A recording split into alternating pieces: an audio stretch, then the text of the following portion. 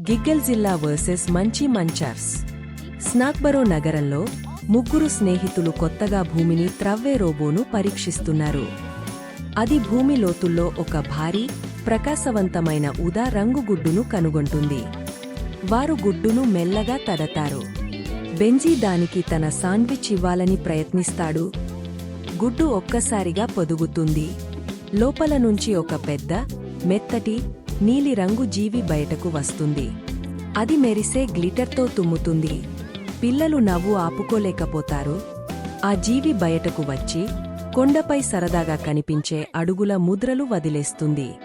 అది అనుకోకుండా ఒక టవర్ను కూల్చి వెంటనే అందమైన ఇంద్రధనస్సును సృష్టిస్తుంది.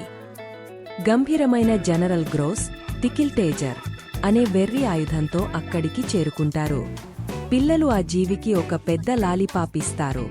అది ఎంతో ఇష్టపడుతుంది. టికిల్టేజర్ దాని కాలికి తగులుతుంది. అది అంతగా నవ్వుతుంది. నేల కూడా వణుకుతుంది. వారు ఆ మృదువైన రాక్షసుడికి గెక్స్ అని పేరు పెడతారు. అతను కేవలం ఆకలితో దారి తప్పిపోయి ఉన్నాడు. అకస్మాత్తుగా చిన్న చిన్న ఆకలిగొన్న రాక్షసులు నగర మధ్య నుంచి బయటకు ఉబికి వస్తారు. పరిచయం చేసుకోండి, దురాసగల మంచర్స్, క్రంచ్, స్క్వీజ్, స్ప్రింకిల్. వారు నగరాన్ని ధ్వంసం చేయరు, దాన్ని మిఠాయిలా తినేస్తారు. జనరల్ గెక్స్ను నిందించి అందరినీ అతనిపై దాడి చేయమని ఆదేశిస్తారు. పిల్లలు గెక్స్ను దాచిపెట్టి అతనికి సరదా మీసాల మారువేషం వేస్తారు. కికో తెలుసుకుంటాడు, గెక్స్ నిజానికి ఒక సంరక్షకుడు, మంచర్స్ను నిద్రలో ఉంచేవాడు. స్నేహితులు గెక్స్కు ధైర్యంగా సహాయం చేసి తమ తప్పును సరిచేస్తామని ప్రమాణం చేస్తారు.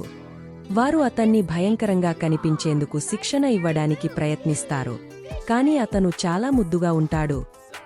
కికో మంచర్స్ను భారీ సిరప్ ఫౌంటైన్ వద్ద ఉచ్చులో పడేయాలని ప్లాన్ చేస్తాడు.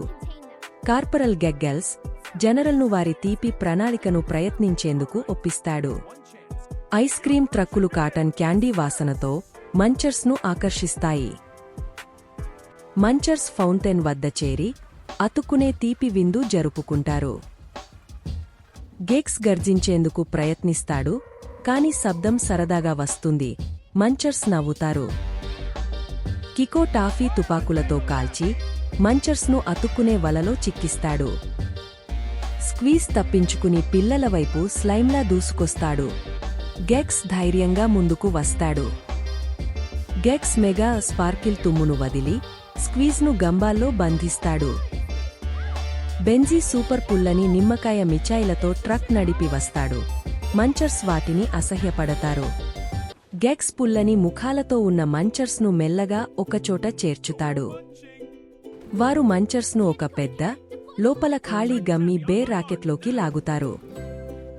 గెక్స్ రాకెట్ను ఆకాశంలోకి విసిరేస్తాడు. అది మిఠాయిల వర్షంగా పేలిపోతుంది.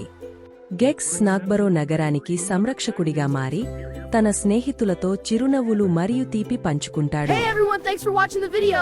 Don't forget to like, subscribe, share with your friends and hit the bell. Like, subscribe, share, comment and click bell icon.